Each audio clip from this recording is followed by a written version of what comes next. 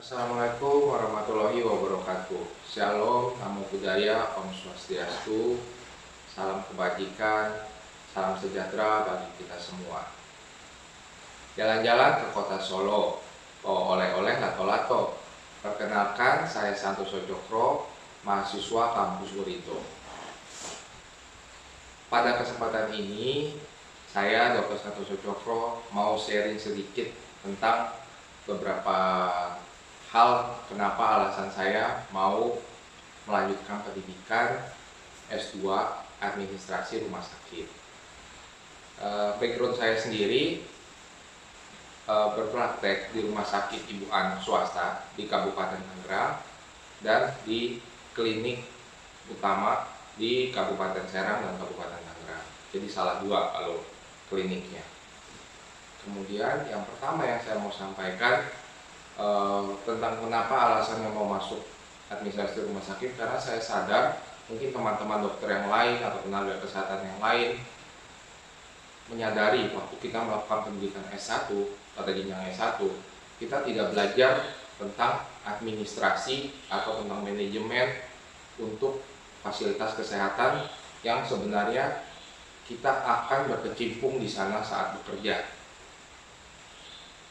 Setelah saya lulus dan saya telah bekerja di rumah sakit, di klinik, puskesmas, dan di beberapa tempat lain, saya baru menyadari bahwa administrasi itu sangat penting.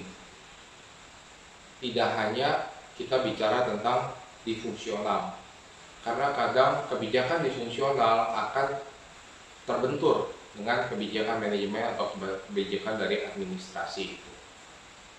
Dan saya juga sempat membaca literatur kalau pendidikan itu adalah, saya ambil quote dari Nelson Mandela. Nelson Mandela pernah bilang bahwa pendidikan itu adalah senjata yang paling mematikan di muka bumi, karena dengan pendidikan kita dapat mengubah dunia.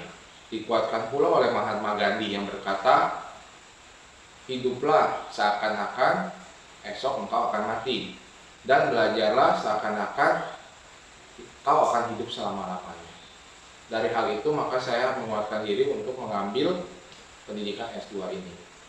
Di pendidikan S2 ini memang saya baru tingkat awal, baru sedikit lah yang baru saya pelajari. Namun ada beberapa hal yang dapat saya petik. Hal yang pertama adalah tentang organisasi dan struktur. Kita tahu mau itu rumah sakit, mau itu puskesmas, mau badan usaha, perusahaan, mau perusahaan terkecil, mau perusahaan menengah ataupun besar, pasti memiliki struktur atau bagan.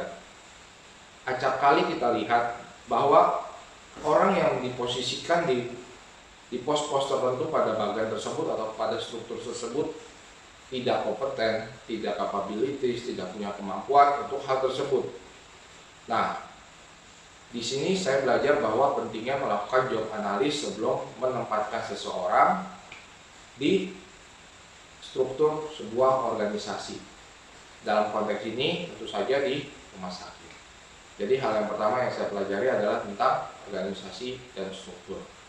Hal yang kedua adalah tentang komunikasi.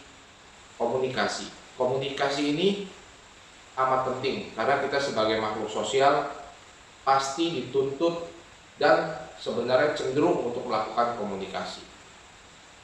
Komunikasi ya baik melalui dari audio, bisa juga berpersepsi kita dari visual atau dialihkan menjadi audio pula. Komunikasi ini ya pertama karena konteksnya di rumah sakit atau di fasilitas kesehatan, yang pertama adalah pasti dengan klien atau dengan pasien. Bagaimana kita membangun komunikasi yang baik dengan pasien. Yang kedua, bagaimana kita membangun komunikasi yang baik dengan rekan sekerja. Rekan sekerja ini bisa dari superior atau atasan dan ke inferior atau bawahan kita atau staf kita.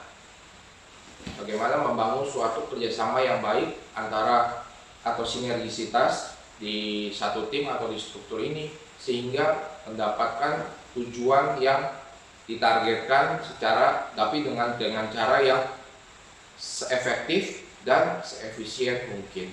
Itulah pentingnya komunikasi efektif yang akan kita lakukan di dunia kerja. Lalu yang ketiga adalah tentang bagaimana ekonomi kesehatan, ekonomi layanan kesehatan. Ekonomi ya. Walaupun kesehatan atau rumah sakit sering dianalogikan sebagai bantuan healthcare lah ke masyarakat, namun sejogjanya itu adalah sebuah industri, bentuk sebuah industri jasa tepatnya, yang menawarkan layanan kesehatan paripurna kepada pasien. Nah, di situ baru terlihat bahwa rumah sakit seperti industri yang bersaing dengan industri atau rumah sakit yang lainnya, bagaimana menawarkan hal yang terbaik kepada masyarakat. Namun dengan cost atau unit cost atau biaya yang serendah mungkin. Jadi dengan biaya yang minimal namun mendapatkan hasil yang maksimal. Disitulah yang saya bisa pelajari dari mata kuliah atau dari mata kuliah ekonomi kesehatan layanan kesehatan tersebut. Kemudian ada lagi yang bisa saya dapatkan dari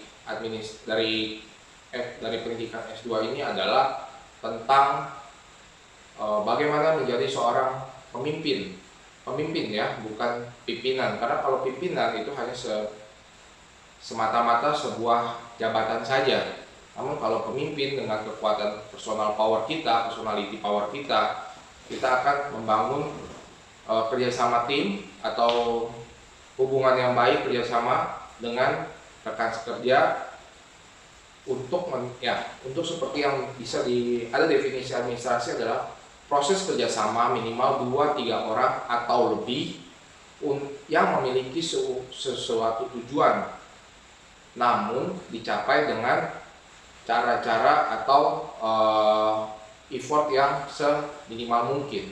Itulah yang kurang lebihnya mulai dari awal, dari perencanaan, dari dia pengorganisasian, atau kalau di perusahaan berarti perekrutan pegawai atau perekrutan staf, pengelolaan dari maintenance dan dari proses perusahaan itu sendiri, kemudian dari reporting juga, dari budgeting juga.